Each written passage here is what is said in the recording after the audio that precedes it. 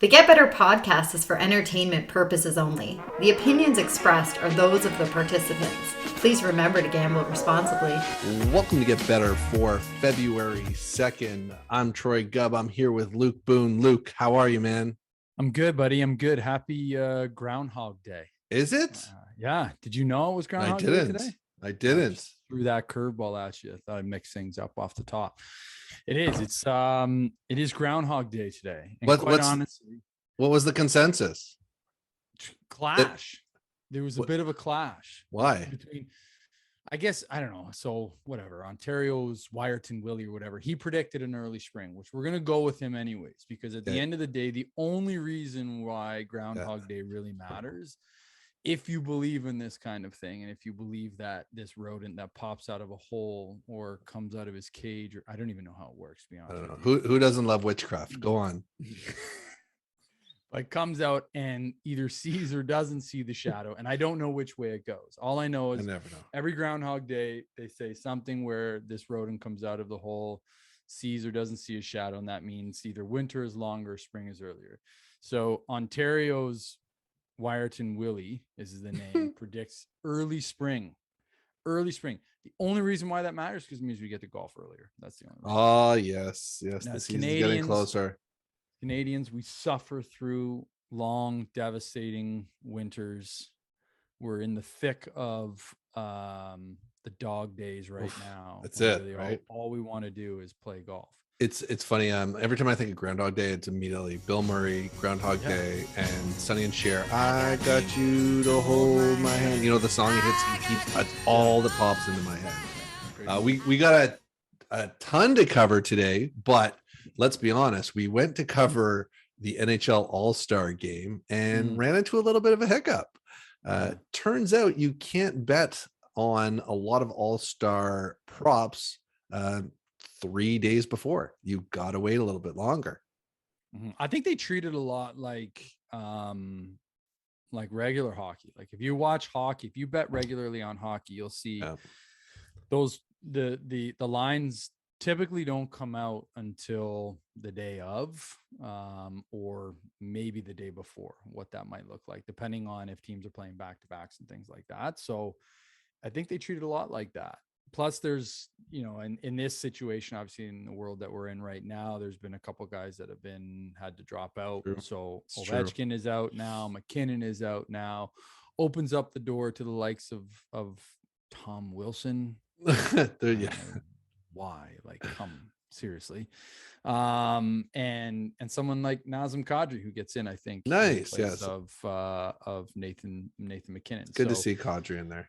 Yeah, I think there's some nuances there with regards to it, but I think we'll touch on it anyways. The NHL AllStar, because we plan to chat a little bit about it. There are some nuances and maybe a few things to watch out for and some tips that you can explore and look at. And at the end of the day, it's a fun event to watch. I don't know. I haven't tuned in I've tuned in here and there. Here's a good question, and I think it's a good debate. Do you prefer, and maybe it's not even really a debate, skills versus the game? What's your go-to? The 3-on-3 made it better than the old game where it would just be like 15-14. The skills is okay, but there's really only two things I want to see. I want to see hardest shot and fastest skater. That's it. Those were always the staples growing up. I still remember, Mike Gardner flying around there. Al Iafredi and Al McInnes always taking home the hardest shot, right? Yeah. I think, I mean, it's obviously evolved a bunch. I think the craziest one they have now, and I don't even know what they call it. I don't know what they call it, but they build that platform in the stands, and guys shoot pucks from the stands into like the net. Last year, I think it was Patty Kane and Mitch Marner that went toe to toe, and Patty Kane ends up winning that event in like overtime or something like that. But that's a fan favorite now, because if you're there at the venue, you're seeing guys literally launch pucks in the air onto ice level and trying to like get it into the targets. And I don't think it's like a standard net. Like I think it's like one of those small, like pond hockey type nets. Right? Really showing off their skills there. I have to really give the NHL a little bit of credit. They're always willing to explore and test new areas. I think you have to. But let's also say the All-Star game. What's your take on goaltenders there? You know, it's a rough go for goaltenders, I find, at the All-Star skills competition. Yeah, let's be honest. I'm not sure you want to go to the All-Star game as a goaltender. and I think it's the debate is whether or not it's good for the confidence. I'm of the mindset you go to the All-Star game and you just get absolutely shelled, because quite honestly, you got what should be the best players in the world there. There to score a bunch of goals because everybody wants to see it. And so in that sense, I mean, how much of a confidence booster, like when you think about it, you're walking out of that All-Star game thinking, man, I just got shelled like 15 goals. Now you're coming back home and you're playing. You're thinking, man, am I really not, maybe I'm not that good. I don't know. Like nonstop, just breakaway after breakaway coming down on you. I find it funny too, like when they do the breakaway challenge where the player gets to try some cool move. They have to stand there and kind of try to make a save, or do you let them score because it's for that player? It's like if you were doing the dunk competition and someone there was trying to block you, right? It's just so ridiculous. But they don't really try to block you. They just try to get posterized. Like it's just so ridiculous like that. Poor goalies. I know. Imagine they put him in for hardest shot. Yeah, like just standing there. All right, stand there. We're gonna stand there. We gotta time this. We gotta make it look as real as possible. Someone's gonna take a run from the blue line, absolutely rifle one at you. I think it's probably not the best bet. Like truthfully, for me, like obviously being a Leaf fan and following along closely, like somebody like Jack Campbell making his first appearance. That's good for him. Yeah, good for him. For sure. First appearance, make it to the All-Star game. I worry again. I worry about the confidence coming out of that, right? Like, and the last thing you want to see too is you get injured or anything like that. So that's always the risk with All-Star, right? Because these guys are like, everybody's so worried now. Fans, let's not get hurt. Like, so what can we bet on right now? Is there anything we can bet on the All-Star game? Like, can we actually bet on the game yet? I don't even think you can bet on that. So I've looked the 3-on-3 on a couple books, and you're not even seeing that live right now yet. So what we do know is the teams have been picked, and they're set right now. Some interesting nuances around the teams that I think would play into betting and how you might look at this. But the biggest kind of nuance to me is one, the Central Division. So the Central Division, you've got, I think it's 8 of the 11 guys, 8 of the 11 guys all coming into the All-Star game for their first time. Nice. Yep. Right. Which is interesting in the sense that, and I don't know, maybe this is a perception, but the more times you go to the All-Star game, you kind of just, you're there, you show up, it's for the fanfare, it's for the fans. We're going to go out. I'm not going to, do anything crazy, hurt myself. I'm going to be there, entertain, that sort of thing. If it's your first All-Star game, I think you're going there and say, hey, I got something to prove. I deserve to be here, right? You're probably energized. You're excited about it. There's a little bit more motivation. So it's interesting because I have to think, and I'll be curious when the lines do come out, if the Central Division is going to be that underdog because they've got, and again, it's not to say that they don't have the best players, because again, these are the best players in the league that are coming in, but you've got 5 first-time All-Stars in this is their first All-Star appearance. So it'd be interesting to see if they come in as the underdog for that reason. And I think when you look at the lineup too, they could be classified as a bit of an underdog when you compare them to something like, let's say the Atlantic Division, which has got a number of guys that have been here before and just a really, really solid lineup, right? With Austin Matthews at the captain. Steven Stamkos getting picked last. But you got Victor Hedman, you got Vasilevsky, you got Huberdeau there, Dylan Larkin, Deline, Patrice Bergeron. So a lot of guys that have been there before and know what it's all about. So one of the things that I did read about, and it makes a lot of sense, is when you are looking at sort of this new 3-on-3 format and tournament, you might get some value in the underdog. And if that underdog in particular has got a couple first time first time players in the All-Star game, you want to stick around. You want to look at that. Yeah. Their families are watching, first time there. They want to stick around. If you're playing that one, you got to play 2 games, right? Yeah. So you might as well go for them. You might as well try to get for that second game. For sure. And you're definitely going to put a lot more effort in it at your first time versus, if this is your 10th go. The other, like we talked about too, like the props, the skills, that's always a fun one to look at. It's unfortunate that we can't see who's entering into which contest. Yes. But so what's your take on that? Do you think McDavid 100% fastest skater? 100%. It's not even close. What's his name's not even there. The guy that beat him last time. Matt Barzal. He's not there this year. He won last year. The 3 years prior to that, McDavid had won 3 straight years in a row. The year prior to McDavid, which I think was 2017, was Dylan Larkin. Dylan Larkin is returning, playing on that Atlantic team, I believe it is. Yeah.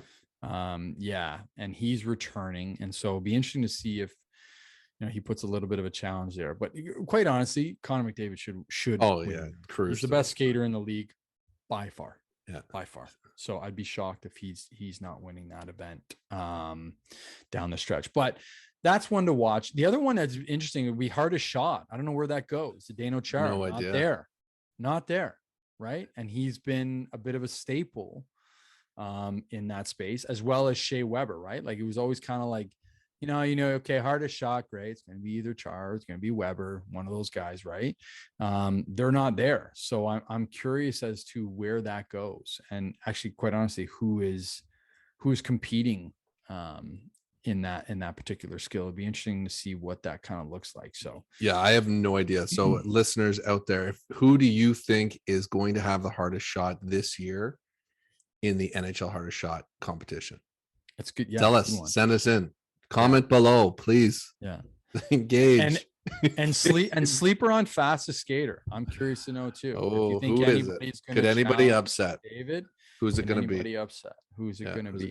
I think there might be a couple. It's going to be fun. Going to be fun to watch in that sense for sure. So, yeah, I think there's a couple things to watch out for too. The other one that I read a bunch about too was if you're looking at MVP. So MVP is a unique one, and as a prop you can watch, because the one piece about it is that typically you want to look at and you think you're going to go with a favorite. So would you go with like a Nathan McKinnon, although he's not playing because I think he's injured or he's got COVID protocol, but are you going with a Connor McDavid or an Austin Matthews, one of the captains you think are going to be there? Or do you have a look at that and say, maybe it's going to be one of those guys that's come in for the first time, something to prove, going to have some fun, real energized. Can they pull it off? Man. It's Kadri. Yeah. It's Kadri. Yeah, you like Kadri? Yeah, he got snubbed. He wasn't getting in there. If McKinnon didn't get his face broken, I think then he's got something to prove. He'll be there. We talked about that division is probably that underdog. Yeah. Watch for Kadri. That would be my bet. Yeah, and I don't think it's a bad pick to go with, one of the non-heavy favorites here. When you look at it over the past 5 years or so here, in 2016, John Scott, we know the story there, what happened. Everyone voted it. It was John Scott. He got in the whole bit. 2017 was Wayne Simmons. 2018 Brock Besser. 2019 Sidney Crosby, who's not in the All-Star game this year. And that's not because he's, I think, chosen not to be there. He actually didn't get into the All-Star game. A lot of that's due to like injuries, COVID protocol. He hasn't played a lot of games, so the numbers maybe not there. But again, I think everyone would love to see him there. And then 2020 was David Pastrnak. So, yeah, some big names there for sure, and some guys that were superstars, but not like your heavy favorites that you might think, like a Connor McDavid or Leon Draisaitl or an Austin Matthews. So that's another one to watch out for, where you can potentially get some value when you look at what those lines come down to be. And those were kind of the key ones. So look at the underdog for sure in terms of the bet. You might find some value on MVPs for sure. And then the other one that, kind of makes a lot of sense too is goal total. And whether or not that's going to be under, right? You like over or under there? I think you got to bet the over at an all-star game. Oh my gosh. Yeah, you should. Sure. Although I think 3-on-3s tighten it up. 3-on-3. Yeah. The goalies try a lot harder for sure. Yeah. No it has tightened it up. Yeah. But I think the over there is the safe pick on the goal total. So we'll wait and see when those lines come out, right? So one other thing I got to talk to you about is I'm on a little bit of a heater, man. Yeah. I'm on a really good heater. And this is something I would say to all our listeners out there. Share those little trends, something that you see along the way that you're like, oh, this has been working for me. This has been working for me. I am totally in one of those moments right now where I have a bet that I've found that's just not missing. Yeah. You know who loves this stuff? The books. Oh, for sure. They love it when you share. When you log, like yeah. Foolproof. I got a foolproof bet for you right now. So I've seen a trend, and once I found this trend, I've just bet it, and I haven't lost. So I'm 6-0 since I saw this trend, and it's 6-0. Yeah, on our beloved Raptors. Yeah, the account is cruising. It's almost time to send myself a little check. I haven't done a nice little deposit in a while. A nice cash out. I love getting it. Send yourself the check. It's so good. It's with the Raptors. So the Raptors have a tendency to fall behind in games. It is happening nonstop right now. It is a terrible trend for the team in general, because they got to work so hard to get back into it, but they do. And you're saying fall behind early on. Yeah. So what I'm doing is I'm not betting it pregame. I'm betting midway through the first or late into the second when our backups come in. The time to start to fall behind a bit. I've seen the Raptors fall back as much as 15, as much as 17, and they come back. Now, they haven't always won, but they've made it close and they've covered. So that line moves throughout the game. So instead of getting Raptors as a 2-point favorite, I'm getting them sometimes as a 4-point underdog by betting that midway through the second quarter, and it's coming back.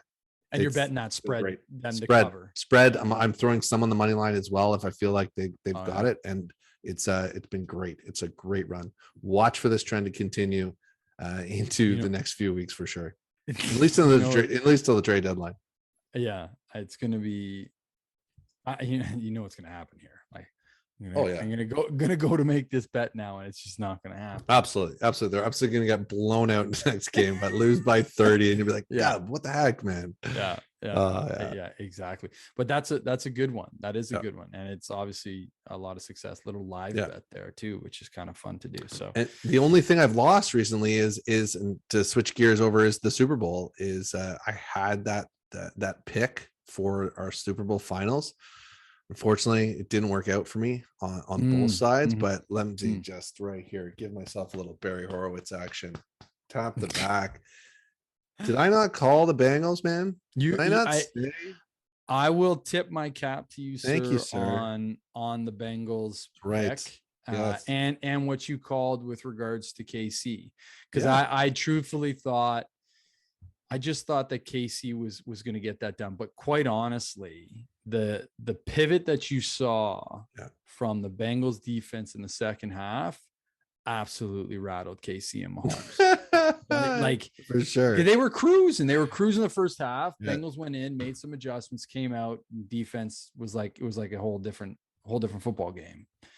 Right. And that's not to take anything away from Joe, but I think at the end of the day, like, the defense turned up in that second half and looked really, really good. If I believe, like, some of our listeners were, like, some of our longtime listeners were texting you as well, saying halfway through the game, saying Troy should never share his picks. Like he Yeah. should never share his books. And then Yeah. he came back to me and apologized later. That's right, Mhm. Mr. Hoffman. Thank you for your Yeah. support and listening. But He I find did a send way. me that I find a way. He did send me that text, and I actually didn't see it until later on. And I was like, wow, you know, it's looking pretty good right now. It's looking pretty good right now. Yeah. And he I should have been like, ignore that. Never mind. The San Fran one was disappointing. I really thought they were going to get it done, but it just didn't pan out. I don't know. You know what? And it's going to be interesting. And I don't want to get into it too much because next week we're going to cover Super Bowl. Yeah, true. We're going to cover sort of our who we think is going to win. We're also going to get props again. That was a fun one that we did. We'll get into all of the fun props that come with Super Bowl. So we'll do a fun one next week on that. But the Rams look good. And quite honestly, when you look at what the Rams did, this was the year. They went all in. They bought everything. Yeah. I'm excited about the Super. I think the storyline is really, really intriguing. It's a nice storyline. Yeah. It's a really nice storyline. So I'm actually really excited about it. It's tough not to root for the Bengals. Yeah. Right. And I'm still undecided on which. How bad do you feel if you're a Detroit Lions fan though? You just watch your quarterback leave and now he's in the Super Bowl. What a terrible franchise. Oh man. So crazy. Oh, but I mean, they went out and they got all the weapons that they needed. Quite honestly. It's true. They're great. That's what they did. Very well built team. I think it's going to be. I really hope that it's a tight game. Quite honestly, this playoffs across the board has been really great, good. fantastic, really great game. The last 2 weekends have been amazing, phenomenal football. Amazing football. I know it's great. Well, I mean, the off the field stuff isn't that great though. Like there's a lot of news, so much going on. Yeah. Just in general, like I have right here my TQG guarantee. You are going to see a trend. What did you call it? Your what? TQG guarantee. Okay, it's a staple my whole life. You've never heard me say this? This is can we TQG guarantee. Can we get what's the TQG? That's my name, man. Those are my initials. Okay. TQG. What's your middle name? Troy Quinton. I didn't know your middle name was Quinton. Yeah, Troy Quinton Gubb, man. Now we know. Yeah, TQG guarantee. You are going to see a trend next year. Whatever team starts to lose, you're going to see hashtag 100K.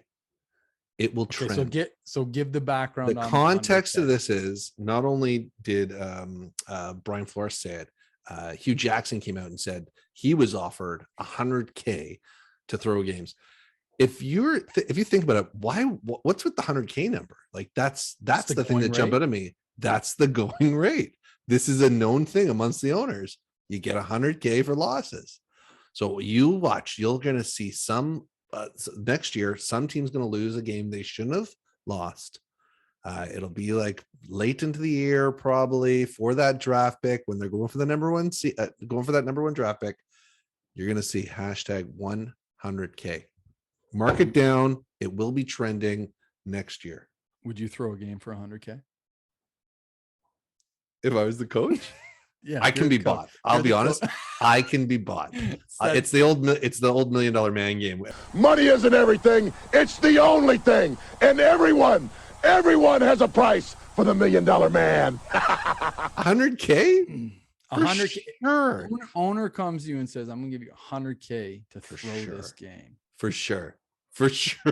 What? Look, why not? If you've got if the boss comes, he's like, "Hey, I need you to take a loss here for $100,000. Would you do it?" Yeah, probably. Because I'm how much is he already making? I'm earning $100,000. Let's say okay. Well, let's say what's the average salary of a head coach? A couple million? I have no idea. It's a good question. I don't know. Stat guy. 100K. I know. We need that number. Okay. Let's just say they're making $1 million though. You know, that's. I mean, 100K. How do you turn down 100K for each loss too? Think about that. But I think if you guarantee me employment after that too, as the owner, oh my come God. on. I know. We'll get ourselves a great quarterback. Oh, now don't get me. It's hard not to just lose in general. Do I think that there are degrees of corruption in live sport? For sure. I mean, come on, let's not be crazy here. I think that there probably is to some degree. It's one of the reasons why there's, drug testing and things like that 100%. right now, right? The MLB knows that story all too well. But I think there's a level of compete there, right? Yeah. And a desire to win, right? Yeah. Look, I think guys look at it and say like, no, I'm coaching in the NFL to win. I want to 100%. That's what everybody's going to say to you, though. Who's not going to really say that to you? I'm giving you the truth. Of course. What's your price? Are you playing it straight? Coach taps you. He's like, game for 100,000. And the thing is, I'm not asking you, Boone. If I came to you and be like, okay, I need you to throw this one. Like, I'm not saying go out there, throw interceptions or do an onside kick for no reason. Why don't you start your backup quarterback today? We're working on the future. We're working on the future. You don't want to say it's a design tank. It's fair. It's a part of the game. Design tank, but it has to be a strategic tank in the sense that you can't leave question marks there. It's true. I believe we were even talking about maybe my punter can kick a field goal. Let's see. I don't know. The salesman in me tells me to negotiate. Maybe it's not 100,000, but for 2, maybe. You get everybody. I believe the owner, right? Everybody has a price, man. Everybody has a price. It's ridiculous. Like crazy. And so that's one of the storylines there. The other storyline, obviously we know big news, Tom Brady retiring. Do you think this is it for him? For real? Like he's done, never. No, I have a crazy take on this one, but I got to first say, like, Tom Brady, I couldn't, as a Dolphins fan, I hated him for so many years, right? This guy always winning, cheating, all that stuff. I learned to appreciate him so much that I was really sad that he retired. I wanted to see how far he could take his body. Yeah. He's showing us the template of longevity at the highest level. He's 1 year older than me, playing in the NFL, likely maybe could win the MVP. And I'm stuck with you trying to plug this podcast right now. Like what different parallels of universe are we on? But man, I credit him so much. But I do think we haven't seen the last of him. And I got a crazy take. He's only got an extra 4,000 yards he's able to build up on Drew Brees. I don't think Drew Brees is done. I think Drew Brees has got one more kick in the can. Gets his passing yard record back. Yeah, Brady's just like, I'm 48 right now. I'm coming back. So I do believe we will see Tom Brady throw again. So you're also saying you see Drew Brees coming back too. I do. I love it in that take, which is a wild and crazy take. I don't know. It's like, how fun would that be though? Truthfully, so fun. Just come back. That would be so much fun. But I think at the same time, like for Brady, what an unbelievable year he just had. Potentially MVP, right? Like I think when you consider the year that he had, he's not going to defend for the Super Bowl, but he came out and proved like, yeah, he can play the game at the highest level. He's still the best player or best quarterback, arguably, in the league. And so to go out on top like that, like how long do you ride it out to the point where you become irrelevant? And I'm with you too. Like I was never a Tom Brady fan. I couldn't stand him with the Patriots. I didn't like the Patriots. I'm not a Belichick fan by any sense of the imagination. And so, but there's something likable about the guy. Yeah, there is. It really is. And I don't know what it is. It's like the same for me with like Phil Mickelson. I was never a big Phil Mickelson fan. Now all of a sudden I like the guy. Like there's something about him that I like. So I don't know. I think, I don't know if he comes back. I mean, on a crazy take that you just had there, I'm not gonna say no. I've always hated that about fans in general. Like that we're like, oh, he should retire. Like, why? Like, why can't he just live and have fun? Even if it's bad at it, he's still out there having fun in his life.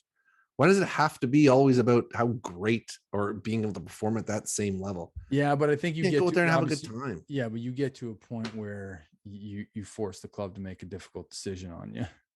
Right? Like, true. At what point does Tom Brady want to be so irrelevant where he's like, okay, we're going to start, we're moving in. You know what I mean? Like, come to exit on top. That's the way to go. Right? Don't you wish you could be playing any professional sport right now? Wouldn't you change? George Costanza? You got to get out on a high, right? I don't know. I think from just appreciate, I would love to be able to play a professional sport at my age right now. Like, I wouldn't want to hear somebody say quit. I'm like, go have a regular job, a regular life, or this amazing, fantastic life. I don't know. It's a tough one. Yeah. Well, you know what? If you keep working hard at your golf game, there's a shot at the signature. Hey, this podcast, right? You might be any able, moment now. Hey, let's just quick shout out. We are almost at 1,000 downloads. All right. And I'm going to keep saying that every podcast until we hit 1,000, but we are almost there. So please, everyone, like and share with your friends. like, share, get us to 1,000. Please get us to 1,000. Yeah, that would be nice. Also, Denver. Yeah. Denver. Yeah, up for sale. We're hearing that. The Broncos. Yeah. Which is interesting. And it begs a question here. If you had the ability to buy a professional sports franchise or team, what league would you choose? Oh, the easy NFL. You? Yeah, absolutely. I bet you we have the same reason too. Yeah. So for me, reason is it's one day a week. That's it. And there's something about, for me, it's something about that one game day a week. Yeah. That's just, there's so much excitement, so much buzz about it. It's shortened. You get into it. You get so absorbed in that game day. Yeah. And I think it matters. There's no lull. That works in professional sports. When there's a game day, you are in it. But that much more so when it's professional football, every single game matters so much because there's fewer of them and it's once a week. Yeah. And that, to me, there's nothing more exciting than that, I think. Right. Like and don't get me wrong, like I love baseball. I love watching basketball. I love the game. Become a big fan of it. Same. And obviously I'm a big hockey fan too. But there's just so many games. It's tough, right? And it's different. You have to go to every game. Like, just think of how much more fun. Like, I always like to think of the context of how fun your life is. Who has more fun? The owner of the Raptors and the Leafs and the Yankees, or the Cowboys?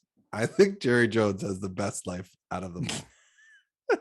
Yeah, you're probably not wrong, but I think his life is so easy. He's got this giant stadium. He shows up for 8 home games, maybe goes to a couple road games, and then just the rest of your summer off.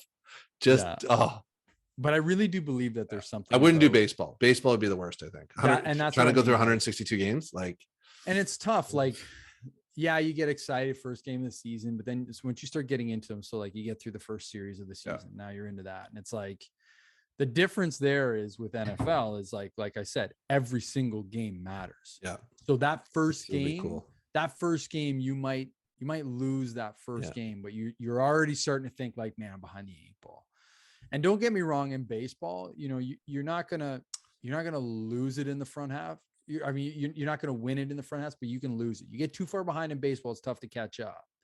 But there's just a different vibe around it, I find, right? Like that's the thing for me. It just feels like it's a little bit different. It's just there's a lot more emphasis and focus on that one game a week with NFL that I think is just there's just too much excitement around it. So yeah, I'm with you. You do miss the playoff series though. That's the one thing. You only get that one game, said or done. That is true. The playoff series is really fun, going back and forth to each of the cities, the fans rallying behind that. There's a little bit more, I think, excitement during the playoffs on the other side. Yeah, very true. That is fair. That is fair. If you so yeah, I think we're both saying NFL on that front. And Denver, it'll be interesting to see what happens with Denver, where they might end up, where they end up going. So. Well, I mean, who's going to buy it? Like, I don't think they're going anywhere, but it brings me back like Arizona right now, like moving to that 5,000 stadium. Well, the Coyotes, right? Yeah. And so like, come on, like it's time to move that club. Oh yeah. Like, I think you just would you go to Canada with markets. You go to Canada? Could, for sure. I think there's markets in Canada that could take it on. Absolutely. All right. Like let's okay. Where would you take it? Wow, we know Quebec City's banging Quebec down City, the door. We always know there. Quebec City's banging down the door. Yeah. They want one. There's other major markets they've talked about. Hamilton is an interesting one for me. So Right? you got it. Yeah. So that would be the one thing is I would love to see like Saskatchewan or like an Atlantic province one, but I just don't think there's enough people there. Yeah. I mean, yeah, I think it'd be, I don't know if the market is there in like Regina, Saskatoon. So, okay, let's play a little geography. Here, I got a little test for you here. All right, let's see how do you remember your Canadian geography, Luke? It's been a while probably since you've seen it. God. Why I always get roped into a gub question? Okay, could you name, and I'll give you 5 guesses. So you've hit Quebec City and Hamilton. You've talked about those. Those were 8 and 9 in terms of population. So let's just say we can't get one in Hamilton for too close to Toronto, let's say. Where would they go after if they were going to look in Canada? I'll give you 5 guesses to guess that the next highest population in Canada. That doesn't already have a team. So you got Toronto, Montreal, Vancouver, Calgary, Edmonton, Ottawa, Winnipeg. You said Quebec City and Hamilton. What's the next city that would be the first on the list to get a team? Just based on population. 5 guesses. 5 guesses. So it's not. Oh man, it's tough. And again, so let's be clear. Mississauga is absolutely. Mississauga would be a part of Toronto. It would be a part of GTA. Yes. So we're making this even tougher. Oh yeah, you gotta go. You gotta go deep into your Canadian geography. Okay. All right. 5 guesses. Can Luke Boone guess the 10th population, 10th highest populated city in Canada? Go. Is that so? I said Regina and Saskatoon. Is that in so there? Regina and Saskatoon? Trust me, I would love to see a team in Saskatchewan. Love Saskatchewan. Big fan of Saskatchewan. Nope, that was Saskatchewan. Saskatoon is 16th and 18th is Regina. So sorry, Luke. There's only 200,000 plus people there, and you can't go to one every 4 games. So it would never sell out. Oh my God! So who? And there's no way it's going to be out east, like a Halifax. Is Halifax there? Halifax is actually 13th, not completely out of the question. But I'm sorry, sir, we're not going to give you a franchise. Like, what are we talking? So are we talking like Burlington? Burlington? Are we talking about Burlington? Hold on here. Where the heck is Burlington? Where do Burlington's got to be a part of GTA. Burlington's not even on the list. Then that's not GTA, but no, it's too close, man. We're not giving you. We're not putting a city. We're not going to give you Toronto and then put one right in Burlington. So far, like you're 0 for 3 here. I'm stumped here.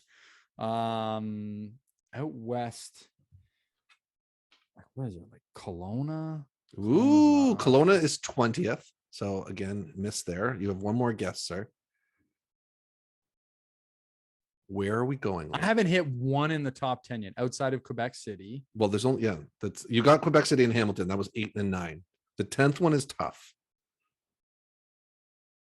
And obviously, all the other cities have a major market. I already have a team, right? Like those other. Is there any within the top 10 that don't have a team outside of Quebec City and Hamilton? And what do you mean?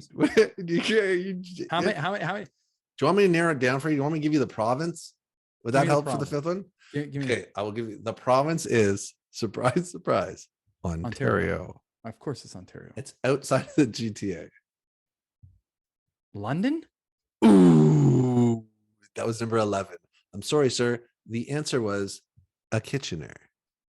That's where I was going next. Was Kitchener? That's crazy. Kitchener, yes. It's 470,000. So brutal. There's no who wants a hockey team in Kitchener. Yeah, it's. Yeah, I mean, I was just imagine getting off the plane and getting on the bus to Kitchener. It just wouldn't work. It's not going to work. That's why I really want, like Saskatchewan's got. Yeah, we need more people to move to Saskatoon.